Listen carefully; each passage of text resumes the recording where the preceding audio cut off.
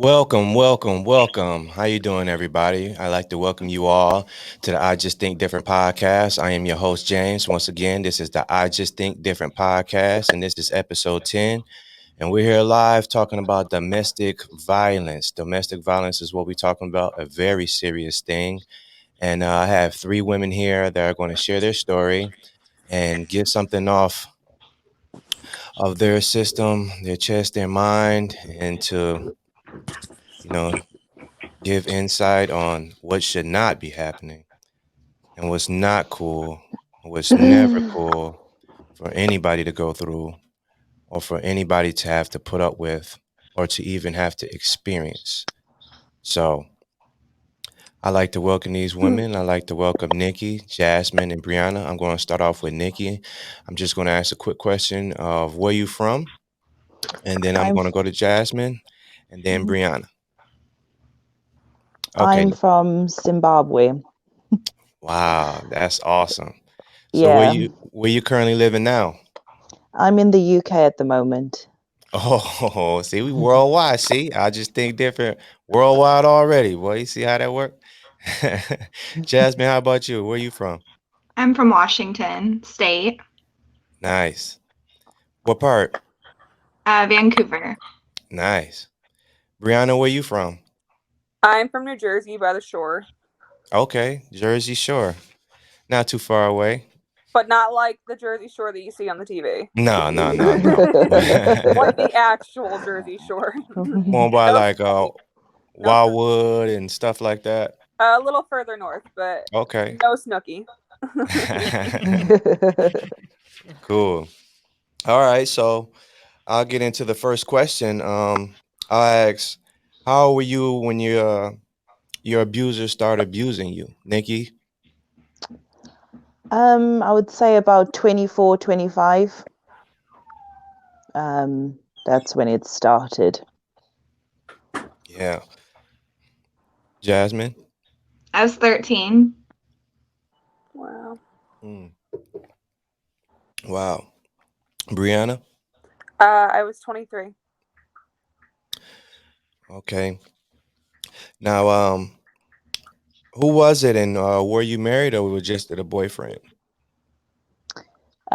In my my story, it was my husband. So in the beginning, it was fine. But I would say maybe 3 years into the relationship, maybe 2, 3 years is when it started to get a little bit more evident. But yeah. Jasmine? What was the question? Sorry. I'm sorry. It was who was it? Was you married or was it just your boyfriend? Oh, I met him in middle school and he was actually a neighbor. We lived in a really small town and he lived diagonally across from me. And so he was a neighbor and then we started dating. I did end up marrying him later. After 10 years, I married him. I was with my abuser for 13 years. So. Brianna? He was my boyfriend. We had started dating, and we only dated for about 9 months. But 6 of those months, he was totally, I can't say normal, but I saw like little anger tendencies and things, and some red flags there, but nothing that overly alarmed me. I am one that kind of wants to fix the broken. And I thought that I could do that with him. And then 6 months came around and he woke up and literally did not know who he was or anything. Complete psychosis. Got arrested and whatnot. And like, he just was never the same person ever again. Started treating me horribly. And here we are. Man. So, what kind of lifestyle did you ladies have growing up? Well, for me, I grew up in Zimbabwe, and dynamics are a bit different. Like I don't know about other places, but domestic abuse is quite common. Had it in my parents' relationship. They're still together. They've kind of worked through different things. But I wouldn't say they had the most healthy relationship. But they've worked through things, I suppose, in their own way. How was it growing up in Zimbabwe? Like, give it a little light on that. What's more different? Well, it's kind of the same, I would think. It's not. I grew up just normal, just modern life. No huts and elephants and lions and all that. No. So just normal, just like normal modern life. It's really hot and sunny there, not like the UK that rains a lot. Yeah. Did you no snow?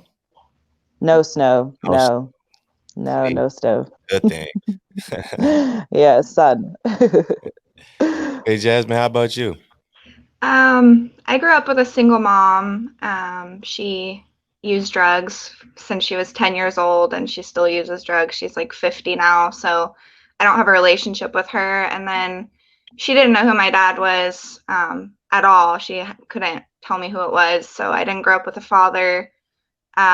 So I kind of grew up really fast. My mom had two other daughters, and I took care of my sisters like they were my own kids. And then, so I really didn't have, I had a horrible childhood, a lot of sex trafficking and things going on by my own mother. And so I had a very abusive, quick, no being a kid kind of childhood.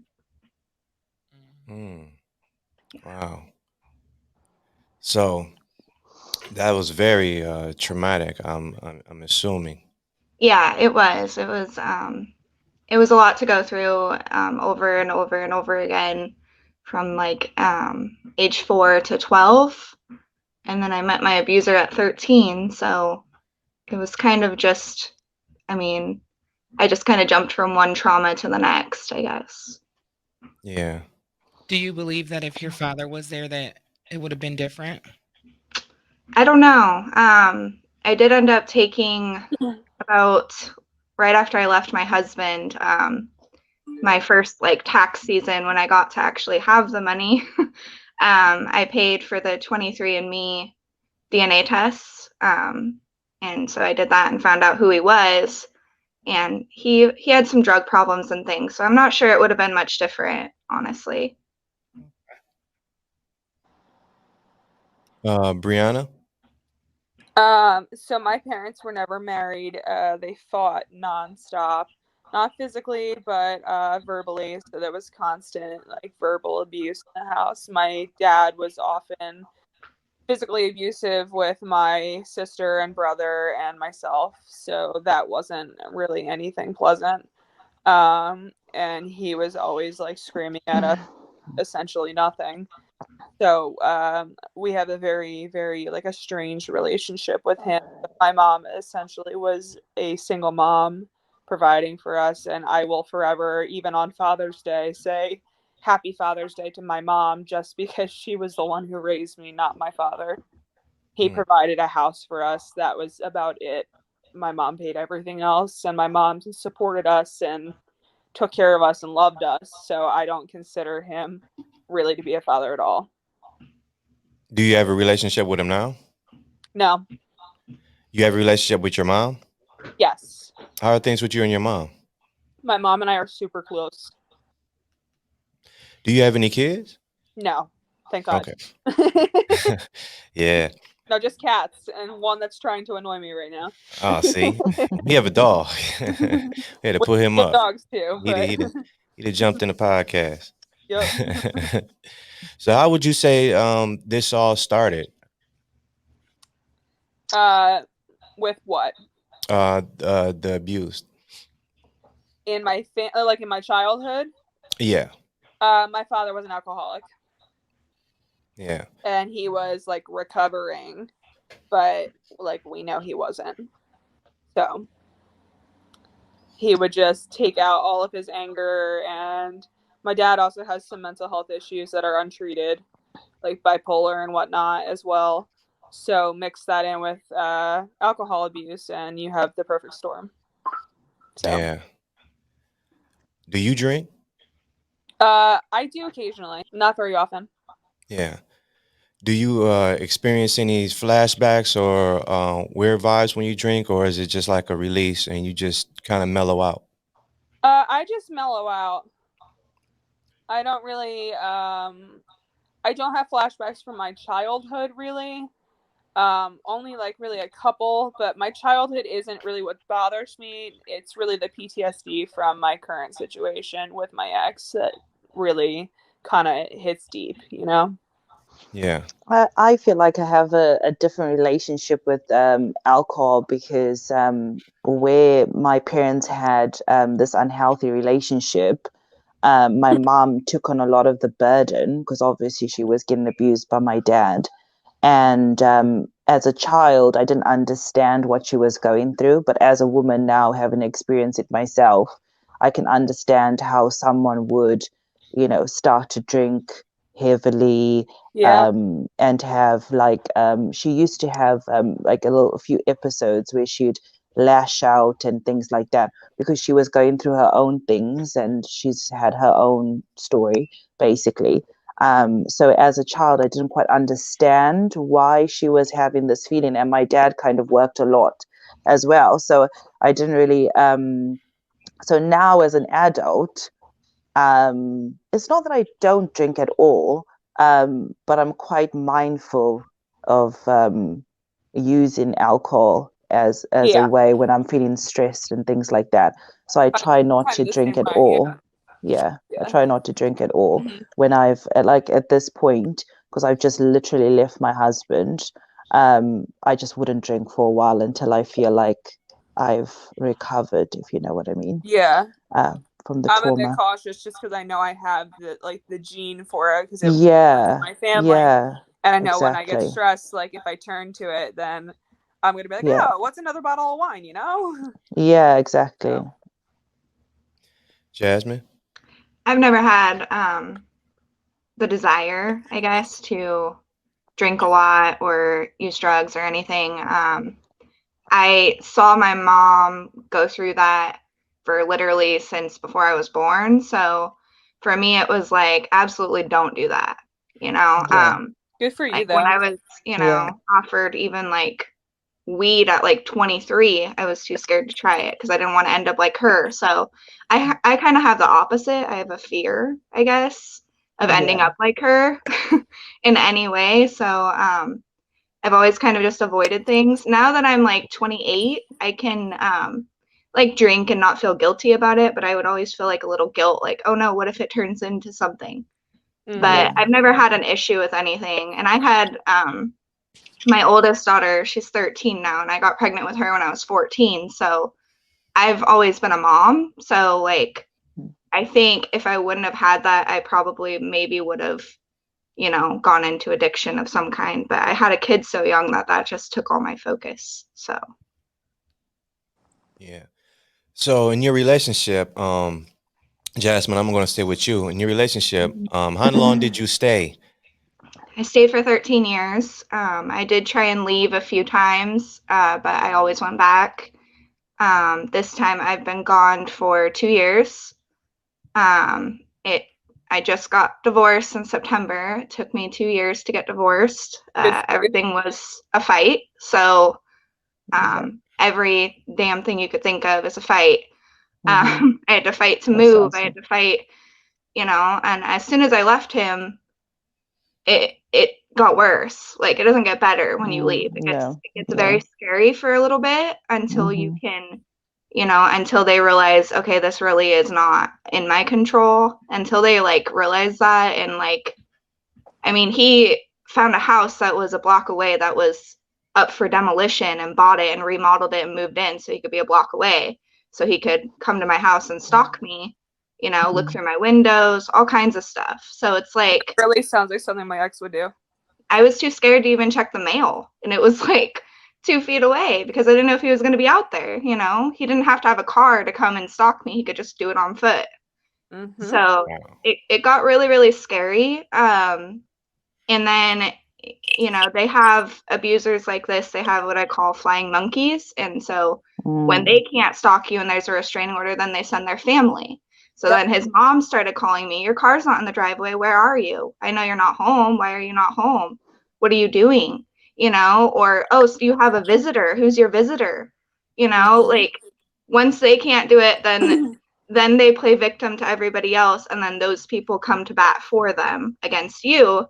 And the whole time you've been the victim the whole time, but people are so easily manipulated by the abuser that they think that they need to join their team against you. And so you end up getting the brunt of all of these people, all of their anger, and it all stems from the abuser.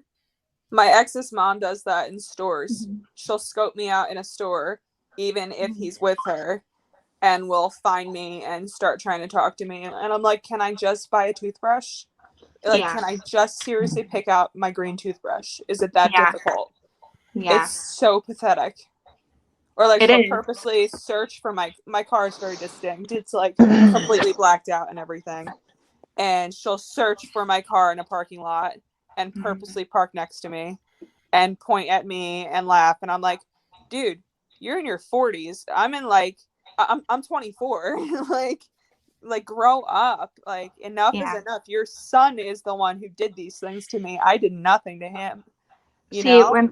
When I left my ex-husband and I ended up filing for divorce, his mom started texting me, you're killing my son. He's going to kill himself and it's all your fault. And how could you take their father away from your children? And just all of these crazy things. And it's because he was so upset that he didn't have control over me anymore. He manipulated his mom into thinking that I was the devil, basically. Uh-huh. That's what they do. And so you you feel like you have no control over your own life in any aspect. So exactly. Well, I tried to like over the years speak to my mother-in-law and just to say like some of the things that were happening, and she would normally say like oh, I'm not making excuses for him, but ABC, and she makes an excuse for him. Exactly. Oh, how does he feel about this, and how does he feel about that?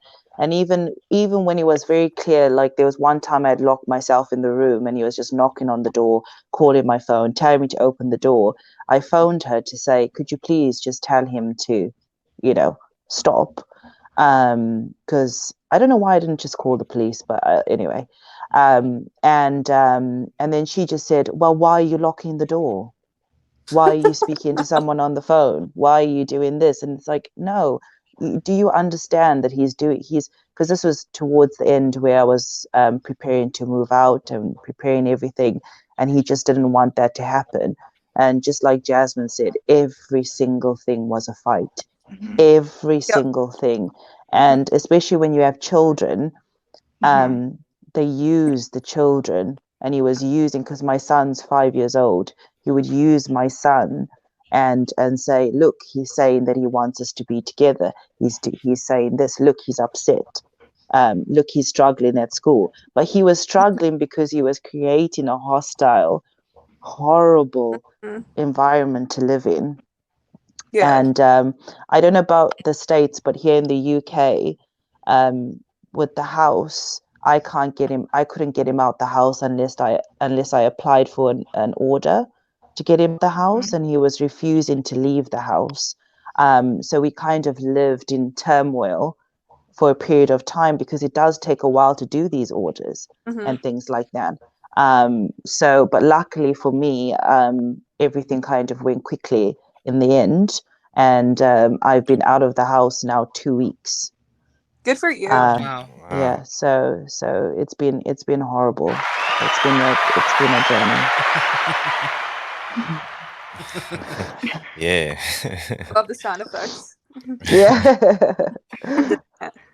So let me ask you ladies this. The parents in these situations, did you guys ever try to sit down one-on-one physically with the parents and try to say, hey, forget what your son is talking about.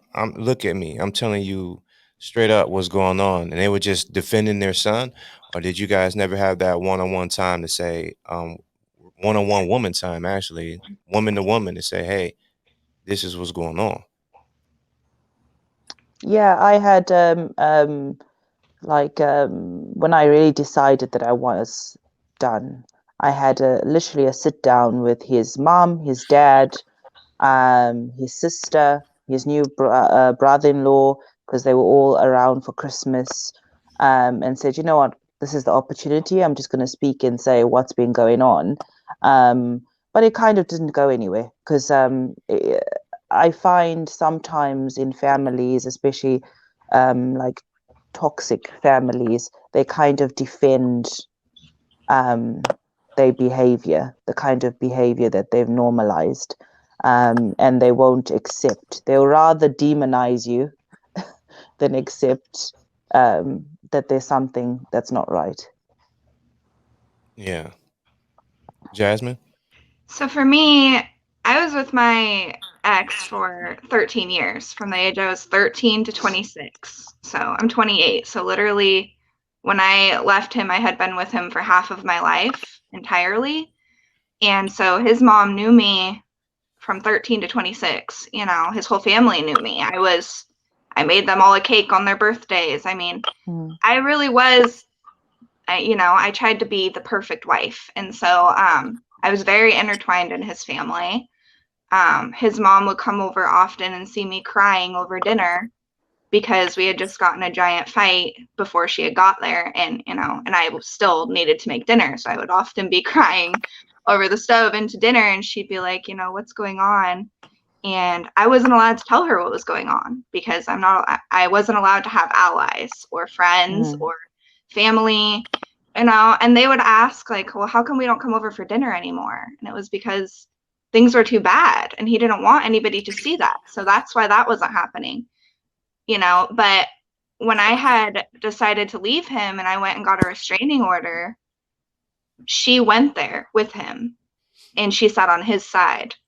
And that's the thing, is these abusers, they teach their family that no matter what, like, you better roll with me, because I mean, if you don't, then you're going to get the brunt of it, then you're not going to see our kids, then I'm not going to come over to your house on Christmas, or just simply, I'm not going to give you, my mother, any affection if you talk to my ex-wife in any way that's not belittling her. That's how they feel. That's, you're either on their side or you're not. You're either with them or you're not. Because in their eyes, their family is not, it's not his mother. It's an appendage of his ego. That is, his mom is another way for him. It's just another tool for him.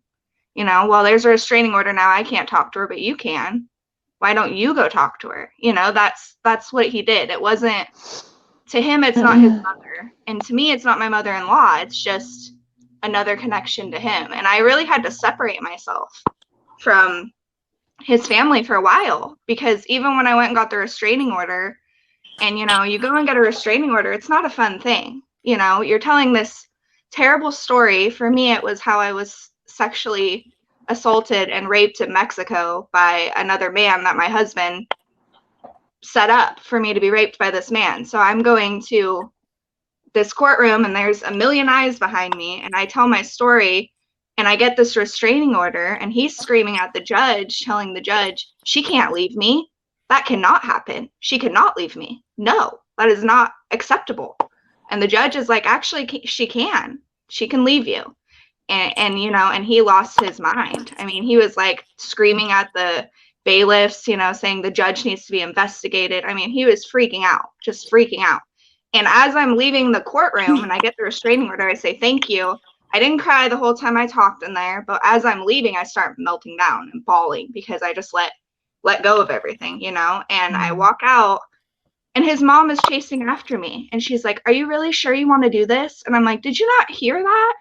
I mean, she heard the entire story, and it's a very traumatic experience that I went through, and she heard the entire thing, and she still was like, are you sure? Are you sure you don't want to? I don't understand that concept. Like, I don't get it either. I have a son, but I can't imagine years from now listening to a woman be broken down by my son and kind of go, oh, I'm just going to not hear what you said and just blame it on you, basically, because that's Mhm. what you're saying. Yep. That you should just stay with them, Yeah. like blind loyalty. Yeah. And it's not right. I don't Um, understand it. I still can't fathom yeah, that I don't way get of it either. thinking. And the other thing too is like you don't just get when you leave an abuser, you don't just get the pressure from their family, you get it from Yeah. society too, because Yeah. we grew up in a small town, and so I'm having all these people on Facebook that have seen, because when I left, we got to a place, you know, we were both poor kids. We came from poor families, like, but we got to a place where we were both working. We had a double income and we were making money and we could actually afford to go on a vacation and things, you know? And once I got to that status quo and then like leaving him, I had to leave all of that. You know, I'm a single mom. I don't make that much money. Yeah. And all of the people that we went to high school and middle school with are messaging me like, weren't you guys just in Mexico? You guys are so happy. What are you doing? And then he, of course, you know, posts on Facebook, she left me and she's the problem. She left me for another man, which is not even true, That's but he will try and spin the narrative. And so I have all these people that I haven't talked to in 10 years saying like, I can't believe you would do this to your husband. And it's like, you have no idea what I just went through. You have no clue. You know, it's like no matter what, they will create a false reality and make Yeah. 20 people believe it before you're out of bed in the morning. Like, Yeah. and you get to deal with all those people. So the best advice I have is just cut them out for a while. Cut them Yeah. out. When you leave an abuser, cut them out. Build yourself, go to counseling, build yourself up to where when those people come back, you can look them in the face and say, you're wrong. And I don't have to convince you that you're wrong. You are. Like, I'm not going to Exactly. sit here and tell you my whole story, you know, over and over again to get you to believe me. You can believe me or you can believe the abuser, but he's the one who has a restraining order against him, not me. So, you know, yeah. I did the same thing because my husband's family is huge, and there are Yeah. people that I like in his family.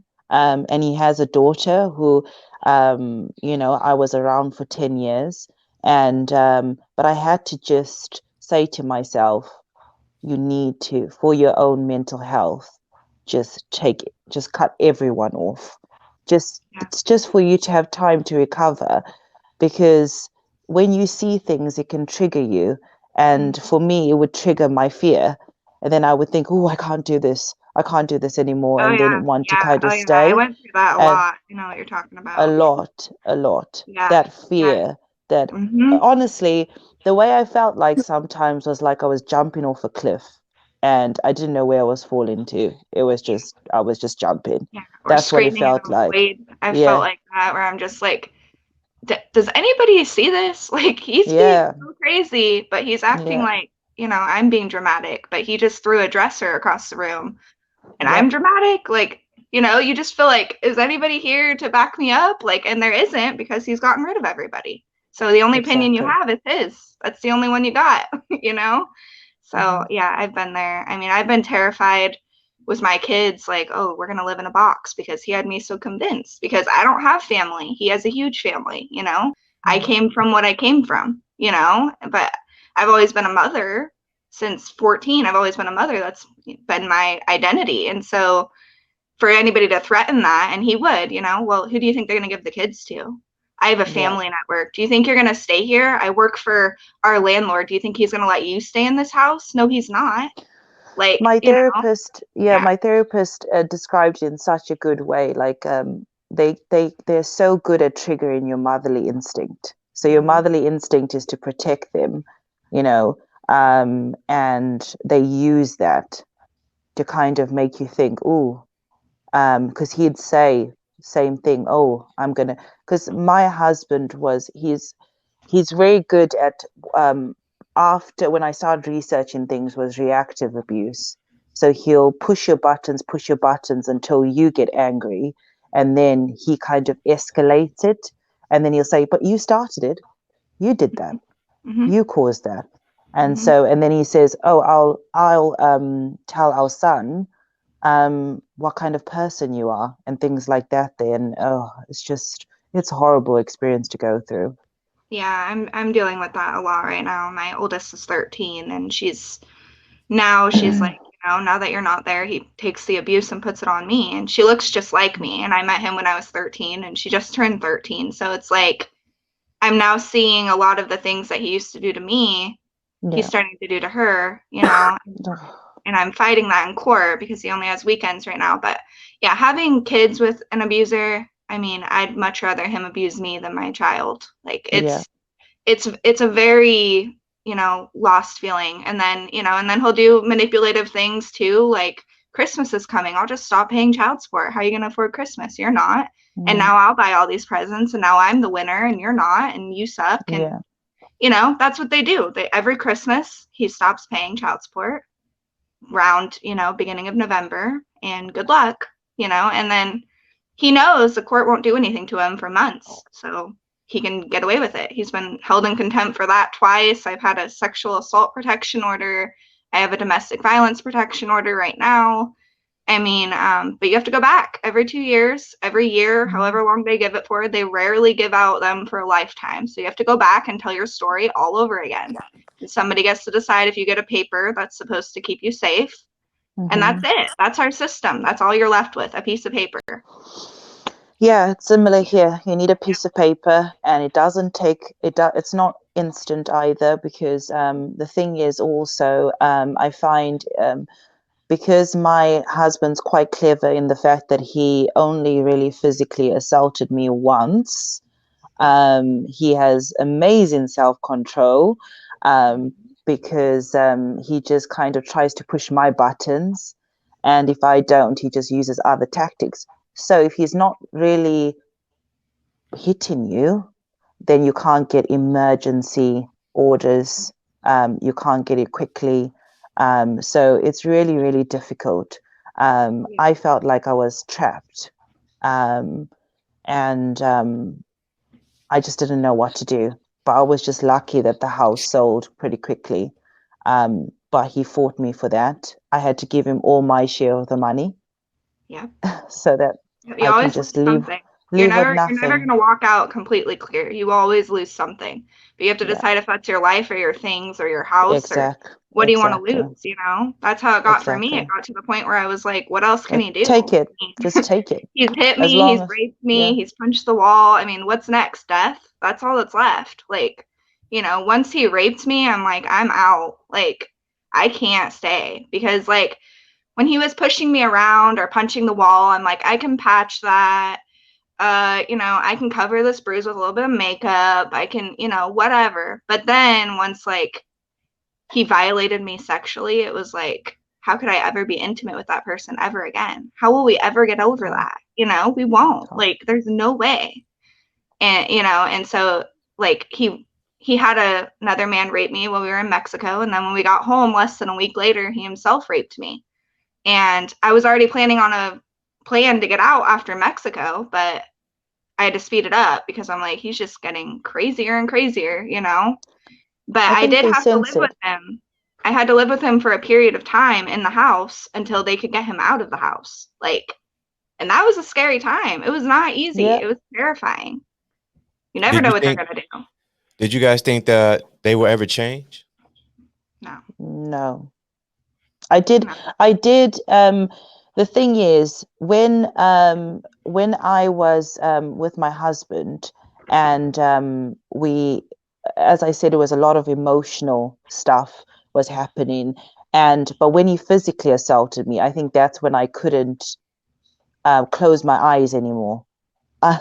After a period of time, I thought, oh, maybe he can change, but after that, I didn't think it anymore. That time of physical abuse, when he physically abused you, what was the events leading up to that? Why do you think he just went off and struck you? Hello? Can you hear me? Yes. Oh, sorry. Can you repeat the question? Oh, I was saying, during the physical abuse, you said he physically hit you once, and I was asking the events leading up to that. What do you think that transpired from? Well, we were out on a night out, and I kind of started feeling really unhappy in the relationship. He started accusing me of cheating and all sorts of things. And he has a weird dynamic with his brother. His brother's quite aggressive towards him. And I think because he can't really lash out at another man, he has to lash out at someone. So he started to poke at my buttons. He like humiliated me in front of people after we had our dinner and things like that. And I felt really embarrassed. I was really upset. He was being quite aggressive in the car. And I was trying to keep really calm because, as I said before, he tries to get you to get upset. But then after a while of him kind of not allowing me to get into the house and things like that, I lashed out at him.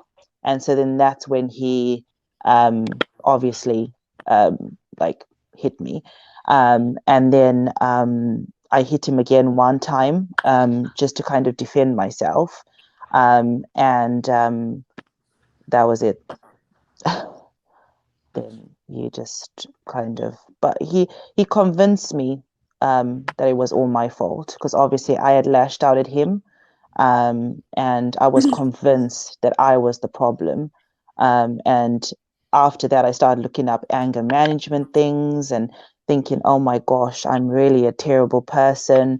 And then I started to try and make journal notes about everything that was going on to try and get myself back into reality because I knew something wasn't right.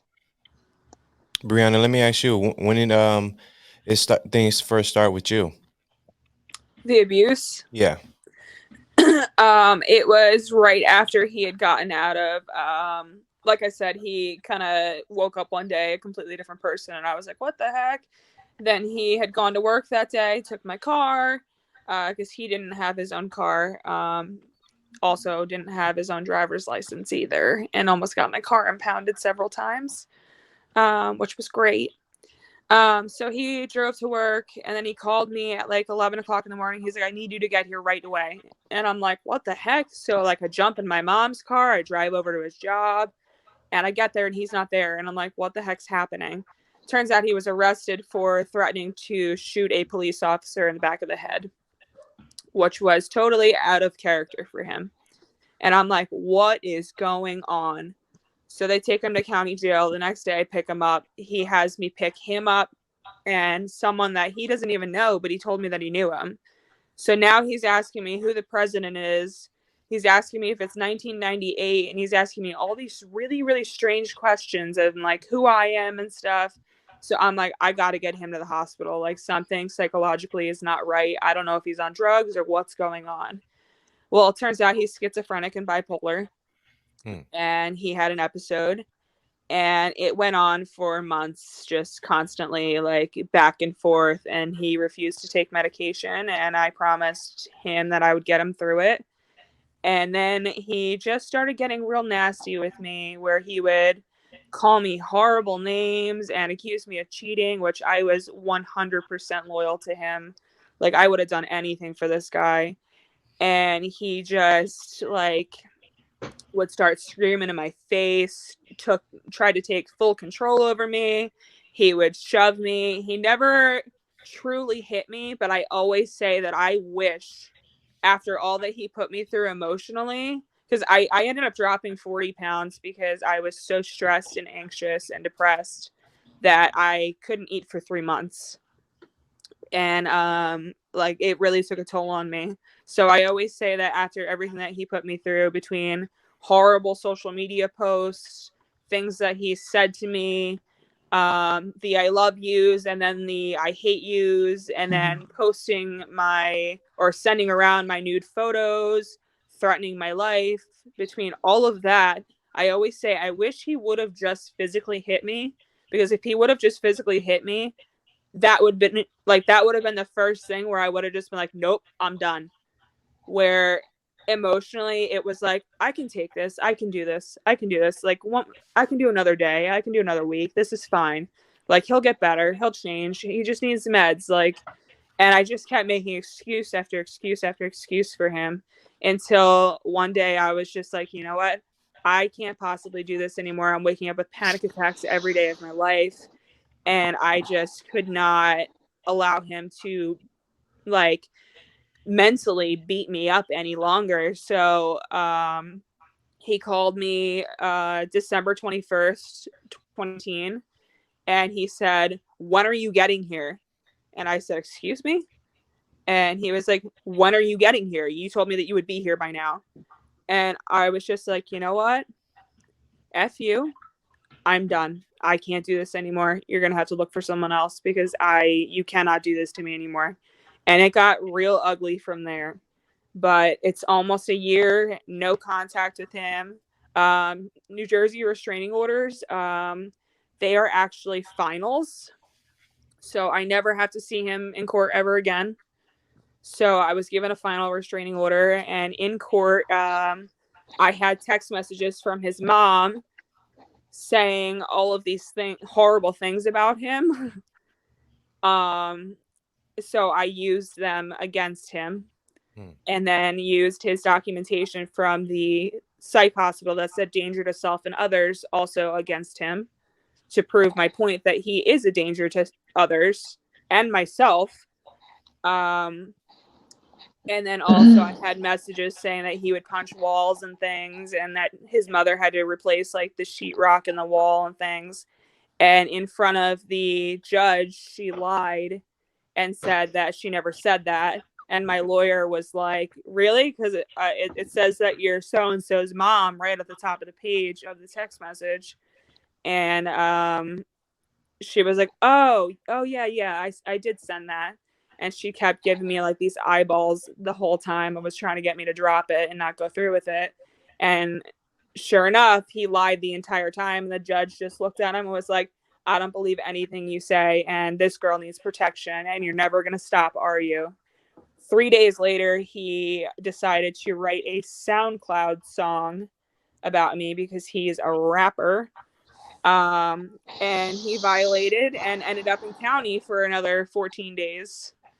And right now he's like real low on the radar, which is actually scaring me more than when I know what he's up to. So like I've been on like very, very high alert because we live about 20 minutes away from each other.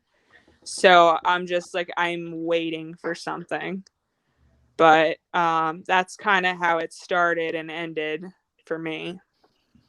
Do you think that you stayed around and you think that you could help him? Do you think that his mental condition enabled you to stay around because you want to help him, because you loved him and say, you know what, I can be the difference maker in this guy's life?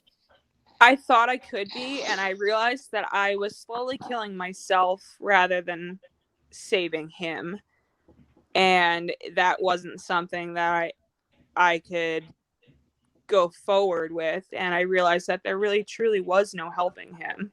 He's a narcissist and he's a psychopath. There's nothing more that I could do for someone like that. There is no help for someone like him, unfortunately. And I loved him with all my being, but I could not go forward with him. He would have killed me. And quite frankly, we were cleaning out a closet in my bedroom because he lived with me for a short period of time. We were cleaning out a closet in my bedroom, which I found a backpack of his that had a huge knife in it, a crowbar, rope, and a couple other like kind of like very skeptical things in it. And I'm like, I wonder what this is for. So just very, very sketchy things. And I'm like, he 100% would have killed me if I had stayed. 100%. Man, that's crazy. That's Yeah. very crazy. It's So like I need to write a book on it, really. So while you was in the courtroom, they never just sent him to jail while you guys were in court? Like, for Sorry, him, you're breaking up. he was while you guys were in the courtroom, they never sent him to jail while you guys were in the courtroom? Like, for him lashing out in court and saying crazy things in court and mother lying in contempt, they never did anything about that? I'm sorry, you were breaking up that whole time.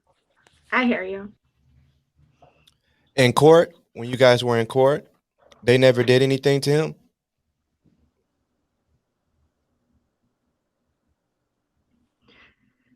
What was said? I said, can you hear me? Now I can. Cool. I said, while you guys were in court, nothing was done to him? Like they didn't arrest him or, They send him. did not. No. They did give him, I believe it was a $500 fine, and like his mommy paid it. Man. And So did you guys? he had a child with another girl, and he has no custody of the child because the child came home with bruises all over his rib cage in September. Oh Lord. And he didn't get jailed? Nope. For some reason, he is untouchable. Wow. Yeah. No CPS, no nothing. They came and he hid from them. Wow. He hid from them for weeks, and then finally they were like, there's nothing we can do without talking to him. And then he had his mom hide from them as well. Wait a minute. So in New Jersey, you have a kid that you domestically abuse. The parent can not be shown, and the CPS can't do anything about it, even though the kid has physical markings and abusings on them. So what happens So after that? the child lives with his mother, and she takes great care of him. She's an amazing mother. And he would normally just go to his father's house like once or twice a week. And on those days, that's when the bruises were discovered. So his mother decided, well, I'm not. She actually called Child Protective Services. And so what happened was she called them. They investigated on her behalf and everything, and they investigated the baby. And they tried to investigate and get more information from the father and the grandmother, and no one was able to be reached. So they ended up closing the case. Wow. Which I think is a whole bunch of crap. Definitely. Jasmine, you mentioned that you have kids. Were you abused while you were pregnant? So he wouldn't hit me, but he would stomp on my feet because it wouldn't leave, visible marks like you wear shoes. So he would stomp on my feet if I asked him to clean up or anything. He thinks that housework is women's work. So that's not acceptable for him to help with things like that. No, not at all. But yeah, I mean, the abuse, it definitely amplified after we had kids. I mean, I had kids right away, so I got pregnant at 14. So we had our kids, like immediately, and then I had my second one when I was 20. And they're both his, and he used to like punch like around my head, like he'd throw me against the wall and then punch like next to my face, like in the wall, and be like, that could be you if you keep it up, like stuff like that. And then the worst time was when he choked me and lifted me off the ground, and I couldn't breathe, I couldn't see, I couldn't, like, I was fading, I feel like. I don't know how to describe it, but it was like everything was just kind of, the world was turning a little black. And so finally he did let me go, but his eyes were black. He's 6'1" and I'm 5'6", and he was able to just lift me up again off the ground. Like, I don't know. It was a very scary time. And he called that day in court. He just said, oh, that was just a drunken mistake. And then they asked him if he had a drinking problem. He said, I don't have an alcohol problem. I just make bad decisions when I drink alcohol. And it's like, okay. So there's always a manipulation about the abuse. There's always some reason why it's my fault, not his fault. No matter what he would do, it's always my fault. You shouldn't have talked like that. You shouldn't have smoked like that. You should have made dinner at 5 and you had it on the table at 6. Oh, you got me a PlayStation, but it's the wrong color. I mean, like, anything you do, it's not good enough, no matter what. Yep. And it's a goal you'll never make it to, is trying to be perfect for them. No matter what you do, you won't make it to that goal because it'll change. The goal will move. Once you're close to the finish line, they'll move it. Yeah. Once again, you're listening live to the I Just Think Different podcast. You're listening live to the I Just Think Different podcast, and this is episode 10. Jasmine, during Mhm. this time period, did you ever think to get him back? Did you ever think to plot to set him up in any form or fashion? What do you mean by that? Like, though he was abusing you, did you ever think to get him back to abuse him to try to one up him to get him out?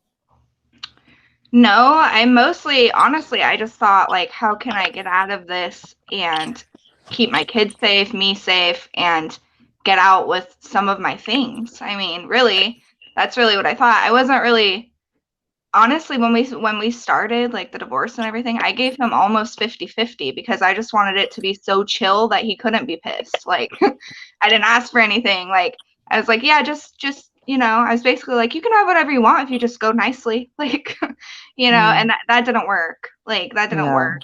It never does because they don't care about, you could give them everything. They don't care. They want you under their control. To him, I was his Exactly. property. I mean, I That's met right. him when I was 13. To him, I was his. You're mine. You do what I say. Like, I don't. The thing is, like, I was with him so long. Now I don't even know who I am. Like, I don't even know like what I like, what I don't like. I have to check myself and be like, oh, I hate Chevy trucks. Well, do I really hate Chevy trucks? Because he hated them, and I don't really know anything about them, so I don't really hate them. I just have been saying that for so long because that's what he wanted me to say. Like, Yeah. there's just I so I many know know that things my like feeling. that. Yeah. my husband used to say, "You're not really a morning person. You're not a Yeah. morning person." And I'd be like, "Hold on a minute. I'm the one smiling and laughing and singing with the kids in the morning. You the grumpy one in the morning." Oh, But yeah. he said it so much that I did believe I wasn't a morning person. And there's a lot of things that he will say over and over and over again. And so you do start to doubt yourself and think, "Oh, Oh, do I like that?" I was Yeah. hideous. I thought I was the ugliest, fattest, ugliest woman on earth. You're no fun. You're not fun. Because, see, he wanted an open relationship, and I wasn't down for that. I didn't want to do that. So, if I didn't let him sleep with a babysitter, all of a sudden I'm not fun. And why are you limiting me? A wife doesn't limit their husband. A wife lets their husband do what they want to do. You're limiting my pleasure. You're limiting my connections. How could you limit my connections? Why can't I sleep with the babysitter? Why can't I sleep with your best friend? You're just limiting my connections, like, it's just like, you're not being a good wife. You're not a good wife. You're not fun. Like, so many narratives that are not true that I started to believe. Like, oh geez, maybe I am getting fat. Maybe I should go to the gym. It's like, once I left him, so many things came to light. Like, you are not horrible. You're fine. Like, Yeah. it's fine, But yeah, it's hard. The manipulation is real strong. And I feel like the longer you're in it, the stronger it is, I mean, Yeah. long Yeah. time to recover. I So, feel like even just after like 9 months of being in like my relationship, like he was so controlling that I left not even knowing who I am. And it's the 21st of this month is a year, and I still am like, who am I? Like, I'm a completely different person than I used to be. And I'm like, but where did the real Brianna go? Like, where is she? And like, is yeah. this a better change, or should I be concerned, Yeah. Would you say you guys suffer from depression and anxiety because of this? 100%. Yeah, I have severe anxiety. Because there was a period of time where my husband moved out briefly, moved back in. As soon as he moved back in, obviously he knew everything was coming to an end. So it was conflict every day. So I went back on antidepressants because I just felt like I was spiraling back to how I felt um, after I had my daughter. After I had her, I had postnatal depression because there was so much conflict during my pregnancy. I feel like when I was pregnant with our two kids, that's when kind of it intensified a bit.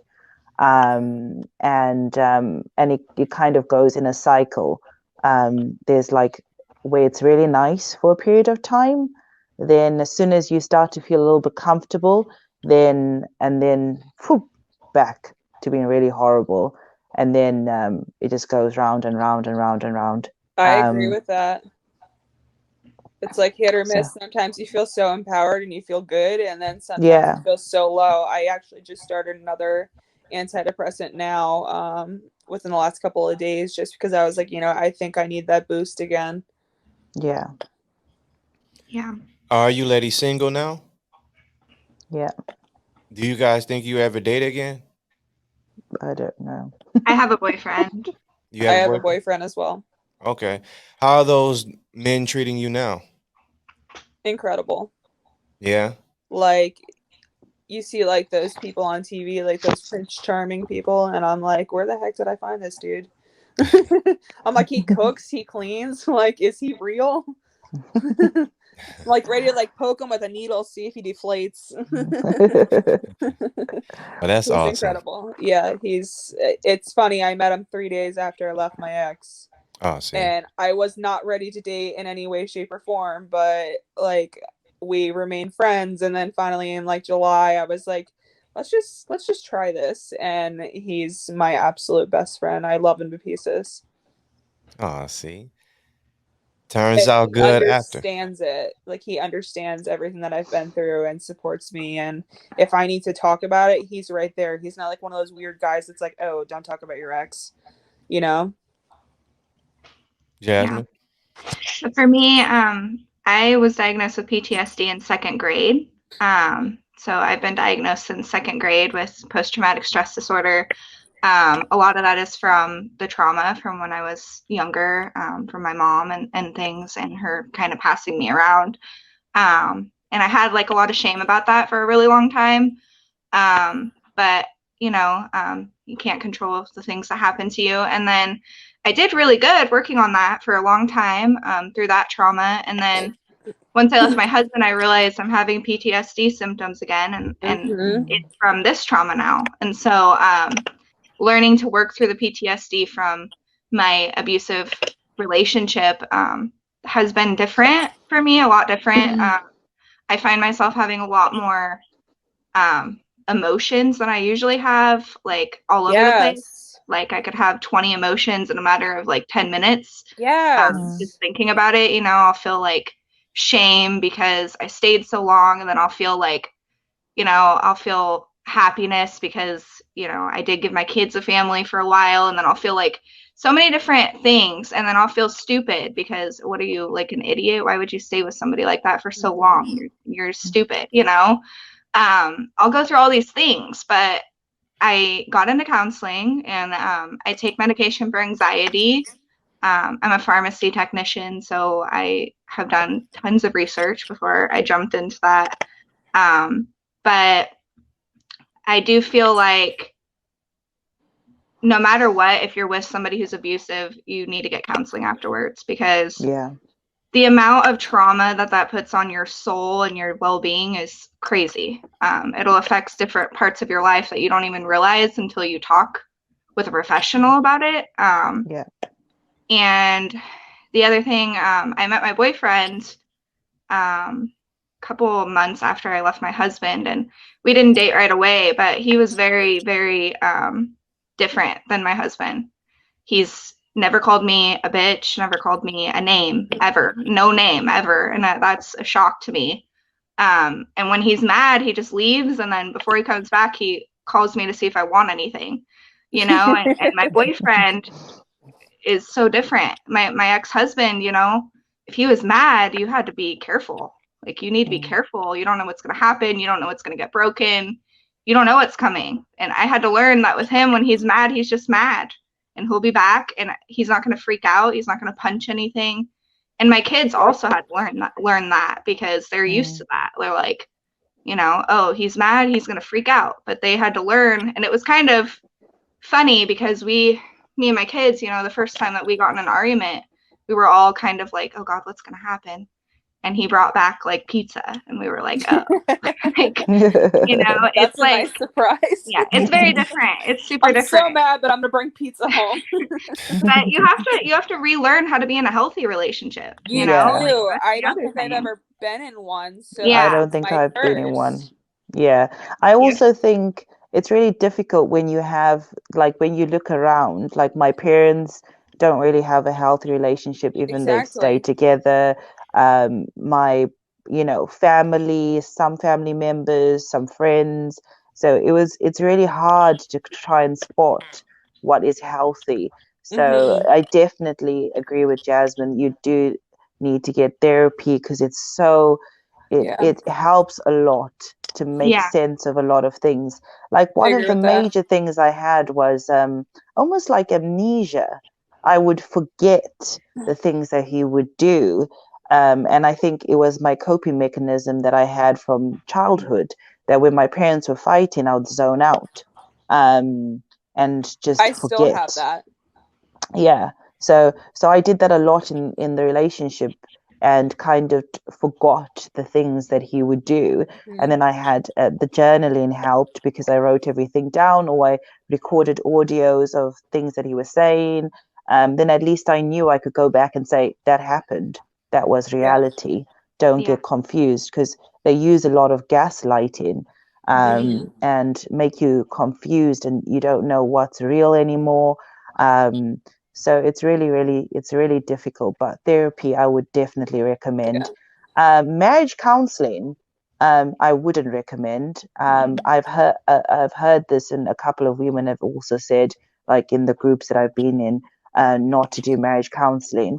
And I agree, because What you is there have to to be very fix? careful. Yeah, you have to be careful because they learn ways to manipulate you more. Hmm. I had, luckily for me, I had marriage counseling, and I managed to get my individual counseling to overlap. So, um, so luckily for me, I could go to my individual counseling session and say, listen, this happened. And because I was starting to feel broken down in marriage counseling, which is not what you're supposed to do. And that's not what's supposed to happen. But anyway. Yeah. Once again, you're watching I Just Think Different podcast, episode 10. And we're talking about domestic violence. Nikki, you live in the UK, so all the way from the UK, what would you Yes. tell a woman going through a similar thing? Well, there is help here. I know when I had my daughter, the health visitor would come over to check on us, and I just started telling her things that were happening. And I didn't quite realize that it was abuse at that point, even though he had physically assaulted me before. I don't know why you don't think that, but I honestly couldn't believe it. And then she would mention things to me, and they obviously trained to provide some information. She gave me a domestic abuse hotline number, and I called, and they said I was medium risk, and I think that's when I realized that something was real, because I never thought I was at risk at all, if you know what I mean, because you convince yourself, you know something's wrong, but you convince yourself that it's not. And then when they said I was medium risk, and they provide you all sorts of information, they give you someone to talk to help make a safety plan, and things like that. So I don't know if that's the same in the States, but there is help if you reach out for it. So I was really thankful to get, through my work, I have my private health insurance. I could get my therapy sessions, and she's really helped me a lot to build my confidence in myself and change my self-talk. Jasmine, what advice would you give a woman going through the similar thing? I would say if you're thinking about getting out, I would say reach out to your local shelter. When I was doing all of the legal things and I didn't have an attorney and I couldn't afford one, the shelter had a legal assistant that went through all of the paperwork with me, helped me fill it out, put sticky notes on the paperwork of what you need to put here, what you need to put there. Um, and also there's many programs like the Hope Project, or the domestic violence, and the silence on domestic violence. If you just type that into Google, you'll find a bunch of resources. um, or go on Facebook, there's groups.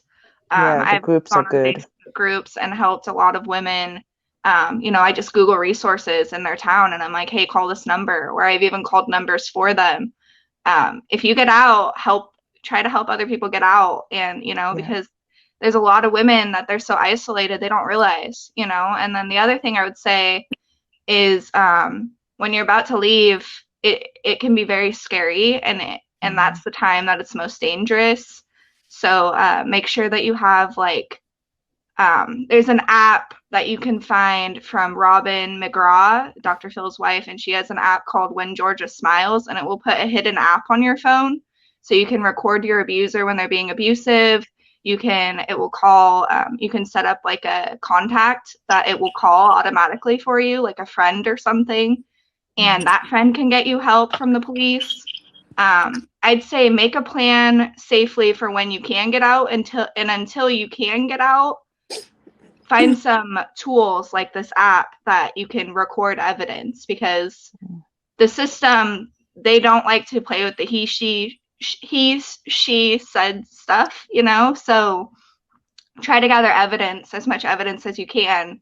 When I was gathering evidence for my stuff, I sent it to 3 different places, my best friend, my advocate, and my attorney, but just save everything, even document everything, and get a safe plan to get out of there. In the UK, they said the domestic abuse charity, they suggested I use a Hollyguard app. Basically, if something's happening and you're in danger, you can shake your phone and it will automatically start recording and send to your contacts that you've chosen as well, just to make sure that you're safe. I know I recorded a lot of audio recordings, but my solicitor said I couldn't use them. Yep. But you can still use it as a journal log for you to provide and just say your part and have dates and times and things that when it happened. So I think yes, definitely, I agree with Jasmine. Document everything. The other thing I'll tell you is, if you have kids, get their documentation ready. So what I did is I took my kids' social security cards, I taped them to the back of my dresser, because I knew he wouldn't look there. And when I was able to leave him, I had those all tucked away in a place he would never find them. So birth certificates, social security cards, a lease for the house you're staying at. And if you go to get a restraining order, they will make them leave. If they grant you a restraining order, they will not be able to come back. That's how it is here. So there are a ton of resources. There's not enough still. There's still a huge fight that we all need to keep working on. And I think podcasts like this can help a lot of people. I know there's a refuge. There's a refuge charity here in the UK, and they're trying to sign a petition to make it illegal to even threaten to send nudes, because not with my husband, but a partner before threatened to expose nude pictures, which I didn't know that he took on Facebook to try and control me. But here it's only illegal if he does share it, but they're trying to make it illegal just for them to even threaten to do it, which I think is important, because it does feel like a violation, even if it's not sent out, let alone sent out as well, which is horrible. My ex shared a photo of mine, but they couldn't trace it directly to his number, so they didn't consider it what we would call revenge porn. So he got off easy on that one. That is just ridiculous. He was the only one with that photo. So I knew it was, I knew it had to be him. And then it came back around in September, and they couldn't do anything because they couldn't track the IP address that had sent it. But again, he was the only photo. So I was like, come on, people, don't be stupid about this. Yeah, because that is a violation. It was totally horrible. I had my lawyer, my male lawyer, and a judge looking at my breasts. It was awful, and I'm already nervous enough in court, but So, Brianna, what advice would you give a woman or anyone going through this similar situation? My advice would be get out while you're still alive, and just, there are resources, make a friend, tell everybody. Tell the garbage man, tell the mailman, tell the grocery store employee, tell everybody, because someone out there is going to help you figure out how to get out. Because that person who's abusing you, and yes, domestic violence can fall on the spectrum of male or female. It could be males abusing males or females abusing females or so forth. Like it doesn't have a gender. It could be anybody. It just typically tends to be a woman and a man that it happens to be. But for what I would say is, if that person is hurting you physically or emotionally so terribly that it is impacting your health or your mental health, that person does not love you like you love them. So stop staying with them and move on. Just pack your stuff and go, because it's not worth staying with someone who's going to continue to hurt you. And I know I stayed far too long. I left them 3 times and I stayed far too long. And if I just maybe would have just left the first time, then maybe I would be in a different place than I am now. But, you know, you can't change the past, but definitely just get out while you can, and just remember that there are people on your side and there are people to help you. And that person who is hurting you, though you may love them, they don't love you like you love them.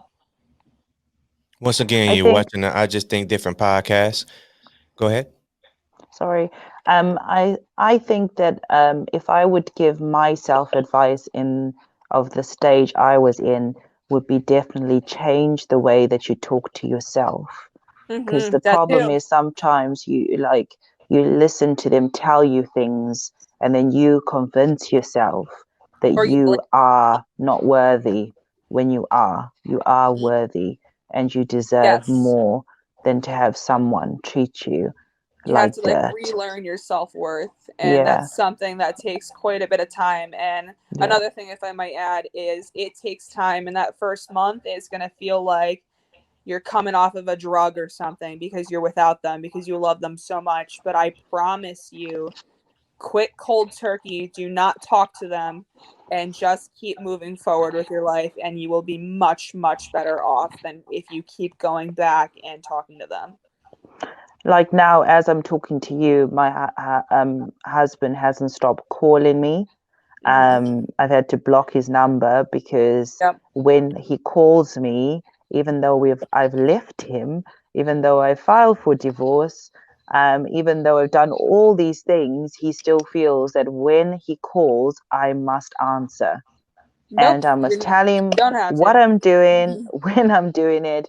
And it's very difficult, even when you find the strength to leave, it's still having that strength after you've gone through that whole process to maintain your boundaries. And to not answer that phone. Can I give a little bit of advice? Of course. Yeah. Look up the gray rock method. Yes. And use that. Treat them as if they're gray rock. You just give simple, robotic answers. Like, no, yes, that's it. No explanation. No, no words to spruce it up. Unfortunately, no words. Just yes, no, sure, or whatever. Just treat them like a gray rock. Like, give them none of your energy, nothing. That's the only way to deal with them. That might be the best method for you guys as well, because you have children. I don't have any kids, so for me it was easiest just to say like, nope, he doesn't exist anymore. The trouble is with the kid, with the kids, he always tries to find ways to overstep the boundaries, just push the boundary just a little bit. You have to set the boundaries very firm. Like, you can talk to the kids on Tuesday at 5 p.m. You can talk to them for 30 minutes. Other than that, you're not talking to them right now. You can talk to them on Tuesday. That's it. Exactly. And you don't have to answer. You don't have to answer any call he gives you. You're not required. You don't. You can just simply you have the control now. And if you have a protection order, that's him violating the protection order, and you can make that stop. you just have to talk to the courts about it and they will stop it. But you have to the only way to win is to not play the game. You have to just completely treat them like a gray rock, give them nothing. Because they'll take an inch, they'll make it a mile. They will. That's how they operate. Yeah. Do you ladies hope for healing for your abusers? I don't know if my husband has the capacity to. I don't know. I can only hope. Oh, healing of myself, or the fact that he will change. The fact that he will change. Oh, I don't know if he can change. I think if you one step to change is accountability. You can't take accountability. So I'm doubtful. I hope so for my kid's sake, that he becomes a more healthy individual. But he abused his ex-girlfriend too. At one point I did call her. I did ask her really nicely if it was okay, because I didn't want to trigger her. And when I spoke to her, she had gone through almost identical kind of situation, but obviously mine was more extreme because I stayed with him longer. I don't know. I think you have to be accountable for your actions and you have to be committed to change. And I just don't see that happening. And also, I feel like I know we talk about this a lot more, but I do feel a lot in society, they do kind of allow this behavior in terms of some of the things that I've seen. So it makes abusers feel like, I don't know, that they right to have shown these unhealthy tendencies. And sometimes certain circles encourage toxicity. So it's really difficult if they surround themselves with circles that say it's okay for them to feel the motivation to change and be held accountable by other people around them, because they choose specific people to be around them. So I don't know. Jasmine? He used to tell me when we would fight, don't you know all couples fight like this? All couples fight like this. All of them. I heard that as well. And I learned that that's not true. But I also learned that he doesn't think that he's done anything wrong. He thinks that we just had normal fights and that's how it is. And he doesn't think that he has a problem. And he was court ordered to do 9 months of domestic violence treatment and he never did it. So we're going back to court about that. But the expert that testified in our divorce court said that, you know, she's an expert and she's been doing this for many years. And he's at that stage of he doesn't think he has a problem. And that's the most dangerous stage because you aren't even open to change. You just think that everything you're doing is right. So if he ever got off of that, like that idea that, no, everything I've done is right and you guys are all just crazy and that's just how it is and I'm right and I'm right and I'm right and nobody can tell me anything different. If he ever got off of that, maybe he could change. I mean, I was with him for 13 years. I'm not going to say there was no good times. Of course there was some good times, you know, but he, you know, he's abusive and he has to work on that. That's something he has to acknowledge and fix. And that takes a lot of work. And I just don't think he's open to doing that work. I don't think there's any benefit of it for him.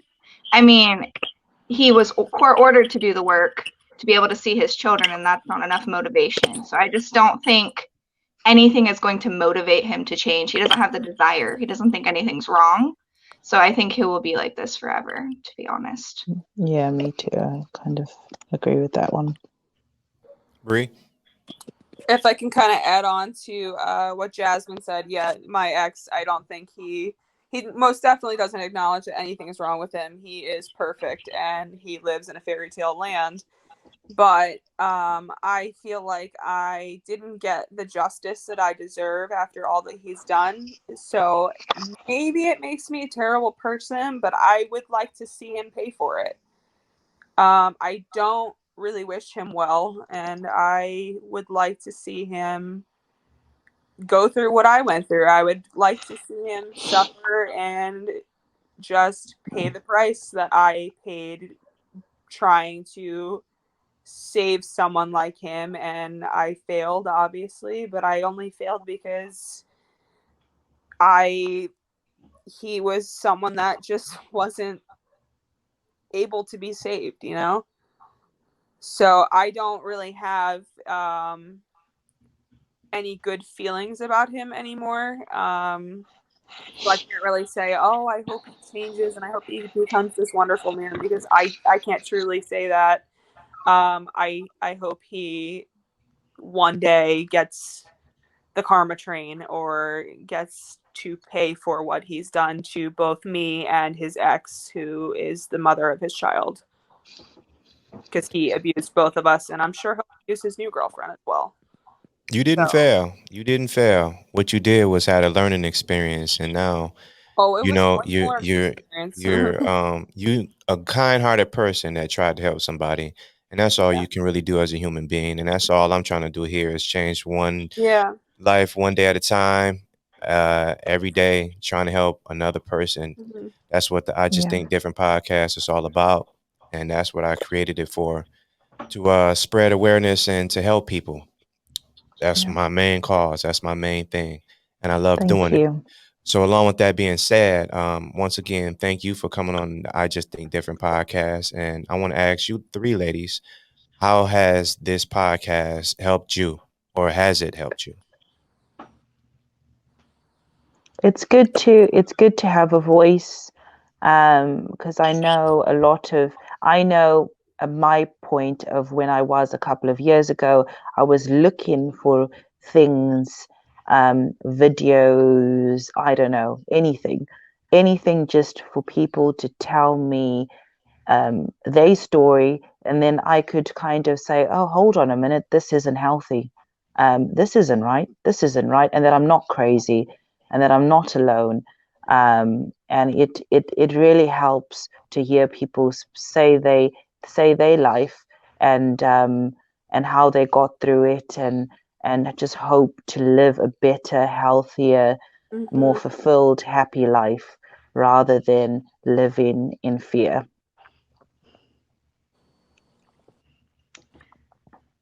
Jazz? I would say I I think this podcast is a great tool. I think the conversation needs to be happening all of the time, and I think that there's a lot of people in the world, so we need to have multiple conversations going on, and I think this is a good one that happened here today. I'm an empath, and I have found that I've been through a lot of suffering and a lot of pain, and I do find that having a reason for that, being able to help other people talk about it, get it out of me and out into the universe is something very healing for me, and I do think that it helps other people, and I think helping other people gives you the most healing. So yeah, I'm grateful to be able to come on here and tell my story. I'm the exact same way. Like, I like to tell my story in order to help other women and hopefully inspire them to leave their abusers and get them to safety, and hopefully for them to start a new life and just live again instead of being trapped with someone who is just terrible for them and toxic. Exactly. Awesome. Is there anything in closing statements that you ladies will want to add? You are worth more. You are worthy. I would say that. I would say remember that there's parts of you that are untouched by abuse. There's a future that, if you leave your abuser, you can have a beautiful life. You can create your own. You can walk into your house and be able to breathe and not feel the pressure and the tension and the fear every day. You can go into your kitchen and make breakfast and not worry about if you're going to set somebody off. And that's a beautiful feeling. And if you can just get out of it and get to that point, you'll look back and be proud of yourself that you were able to leave the abusive situation and build a life that you're actually proud of. Yeah. It's a hard journey, but it's worth it. Yeah. So I have this quote tattooed from my favorite poet. My favorite poet is R.H. Sin. He's a poet from New Brunswick, New Jersey. So it says detach from what destroys you. So I found that very relatable in especially domestic violence situation. Like remove yourself from what is ruining you. Like remove yourself from your abuser and all of that is ruining your life or hurting you.